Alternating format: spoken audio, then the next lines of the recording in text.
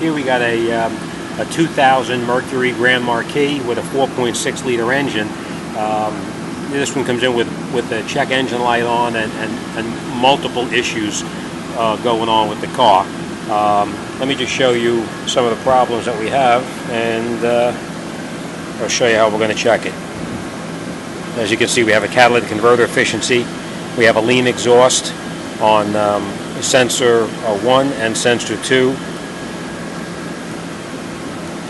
And we have multiple cylinder misfires. Cylinder 1, 2, 3, and 4. So a common problem we have with these cars is that the intake manifolds start to leak. And in this particular case, it looks like with the lean indication on the O2 sensors here, that most likely the intake manifold gasket is leaking. So let's take a look under the hood and we'll get started.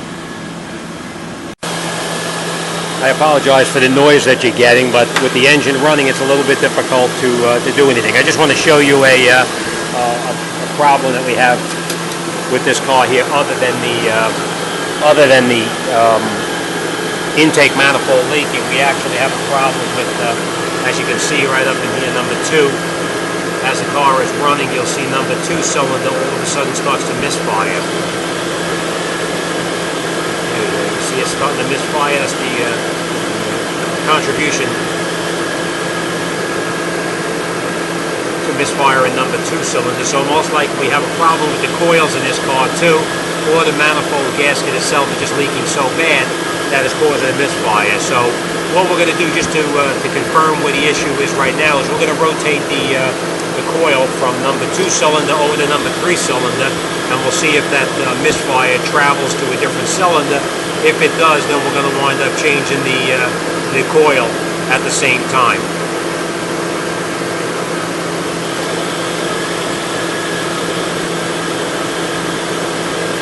As you can see, number 2 cylinder continually misfires. So let me show you another problem we have right here.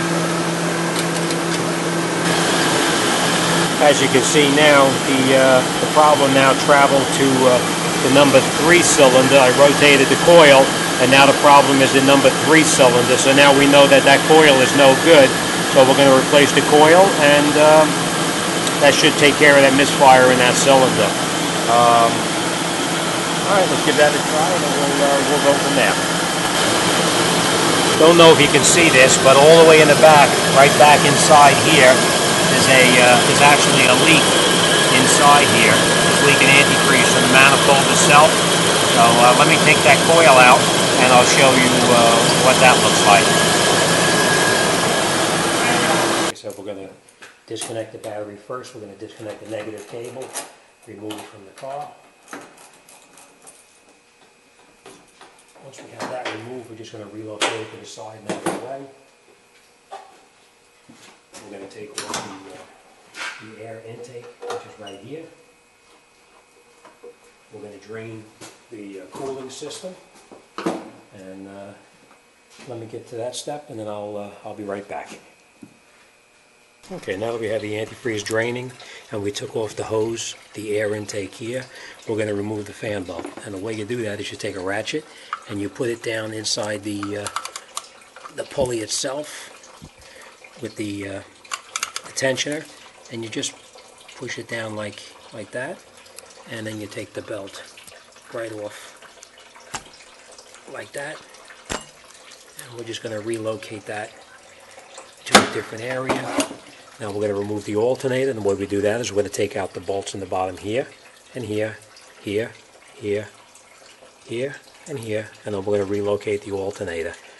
I'm also going to disconnect the upper radiator hose. As soon as the system drains out, we're going to relocate that to the side, and I'm going to disconnect the linkage here. The way you disconnect the linkage is don't force it. You got to put slight upward pressure, and it slides right out. And you can see I got that little hook on there, so you just slide it right out.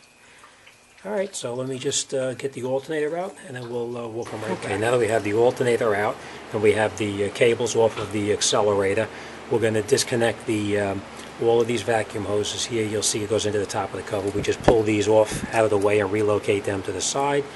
we're going to unplug all of the electrical connectors that are on the manifold itself, and we'll pull them out of the way. We're going to disconnect each one of the injectors, and the way you do that is you just push the clip in on the side, and they all unplug one at a time. So we're going to do that. We're going to take out all of the coils, and we're going to relocate them to the side, and let me get that done, and then we'll come right back. We're going to disconnect this hose here, of course, too. This is for the vacuum. So let me get started on that, and I'll come right back. Okay, now that we have everything disconnected for the injectors and the coils are out of the car, we're going to disconnect the fuel lines right here. And the way you do that is you take these little clips here that hold they're like a safety. You pull these off, and that's just...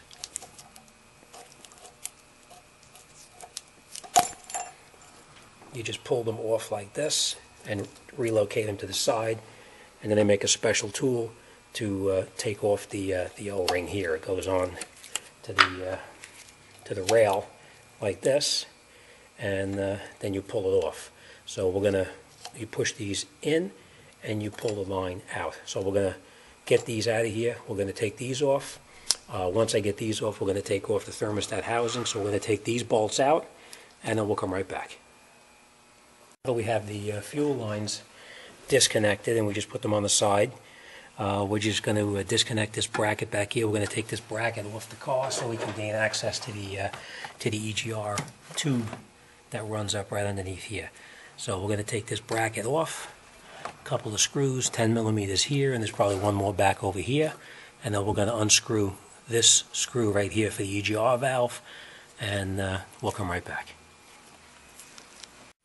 Okay, after we get that off, we need to take off this bracket right over here. As you can see, I took this bolt up already, but the brackets still don't come off. We need to get down in the back over here and remove the bolts in the back over there. So let me just show you where they're located and how I'm going to do it. Get all the way down in the back. I know it's hard to see, but down in the back right there. So I'm just going to take those two bolts out down here, and then I'll come right back.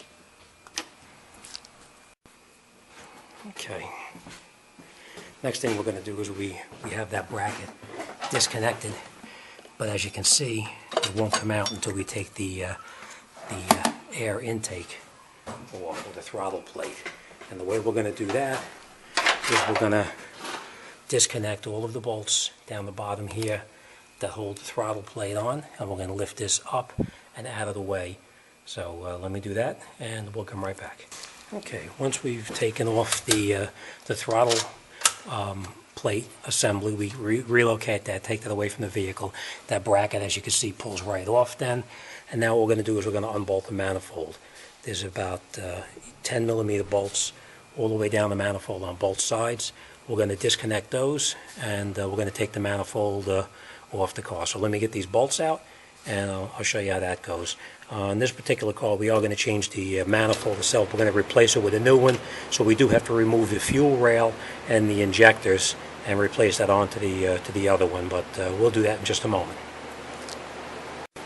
Okay, so the way you disconnect the fuel rail is you take out the 4 bolts up on top of the fuel rail, and then we're going to pry the rail away from the manifold. And the way I do it is it's all very loose right now, but we want to get the injectors out of here. So I just put a little bit of slight pressure on each one of the injectors, and just to get it to pull up a little bit out of their location. And then we'll go around the other side, do the same thing, and then we'll take that rail assembly out, take the rest of the bolts out of the manifold, and I'll show you what it looks like when it comes out. Okay, now that we have all the bolts out of the manifold, all the ones on this side and that side, the manifold should just come right up and off the car. So let's do that right now.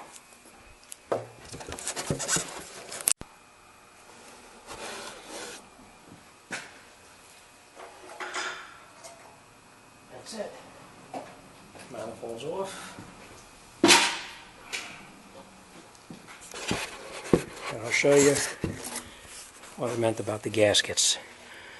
These gaskets here are the ones that go bad, and they start sucking in air into the system, and it winds up with a vacuum leak or a misfire.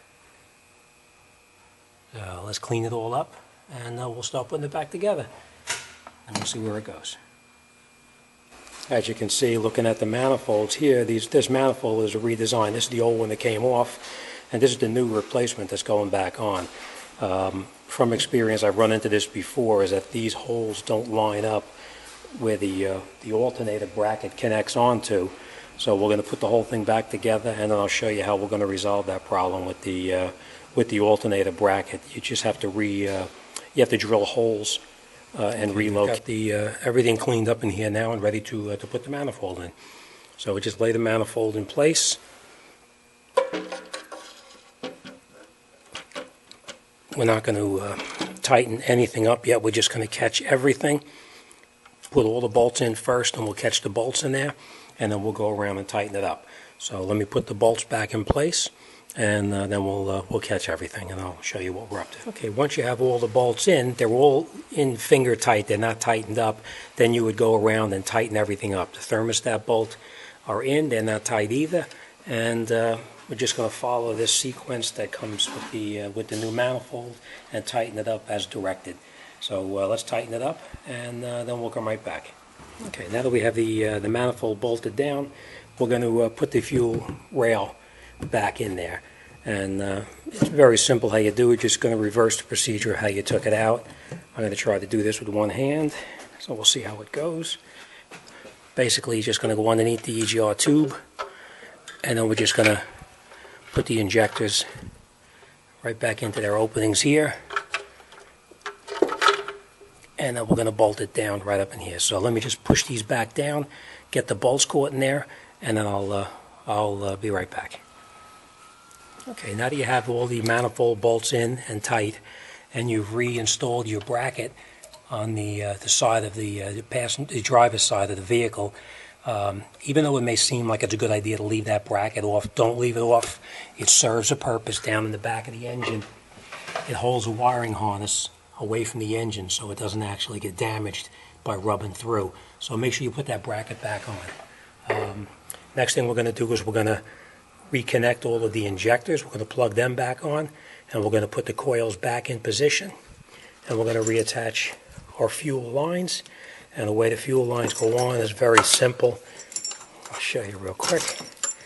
You just take the line, put it into the fitting, push it until you hear a snap, and you're locked in. Reattach your latch on here, that's a safety. Same thing here, push it in, and you hear it snap. Reattach your safety on here, and that's it. So let me get the injector reconnected, put the coils back in, and I'll get back. Okay, now that we have all the coils in place, the little 8mm bolts are tightened down, the holds the coils in place. We reattached all the harnesses on each one of the coils. Now we're ready to lay back in the throttle body. So we're just going to lay the throttle body in there, and I'll show you how it goes.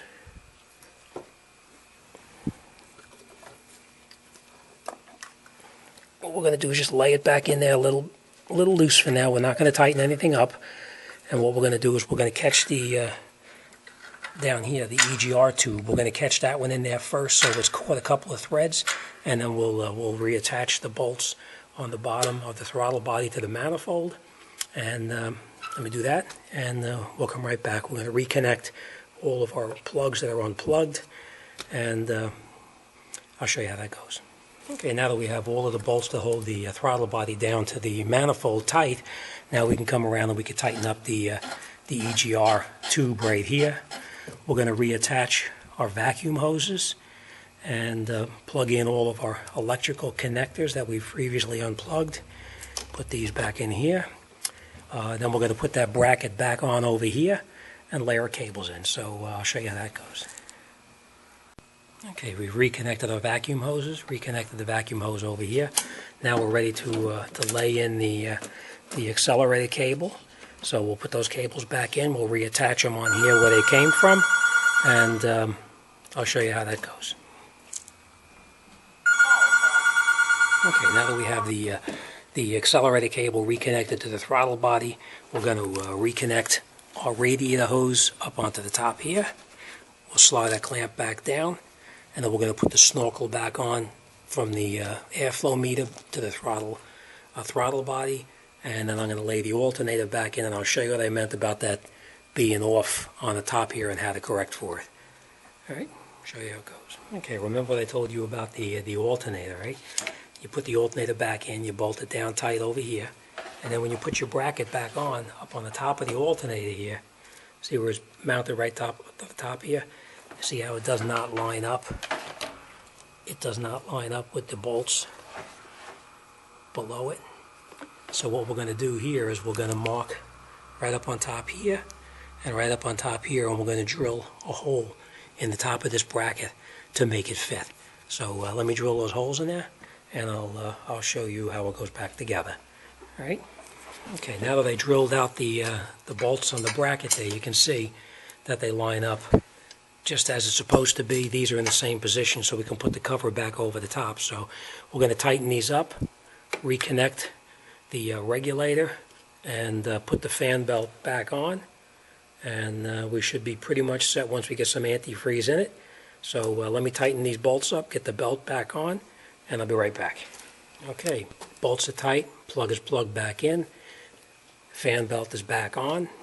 I'm going to reconnect the battery, get some antifreeze in it, and then we're going to start it up and make sure everything is okay. Okay, now that we got everything together, we got the battery connected, we have the belt on, we have all the electrical connectors on, the brackets reattached, the snorkel is back on for the air intake, and everything is reconnected. Let's start it up, and we should be in good shape.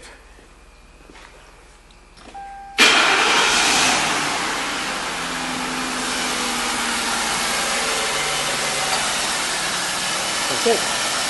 And as you can see, it runs fairly well. Let's check the computer and see what shows up.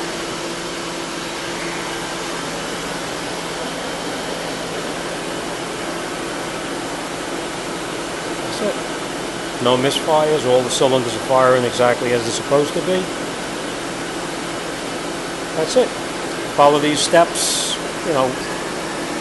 Be careful with all your electrical connectors. Make sure everything is reconnected as is needed, and you shouldn't have much of a problem with it. Just take your time and be careful, and remember about that bracket for the alternator.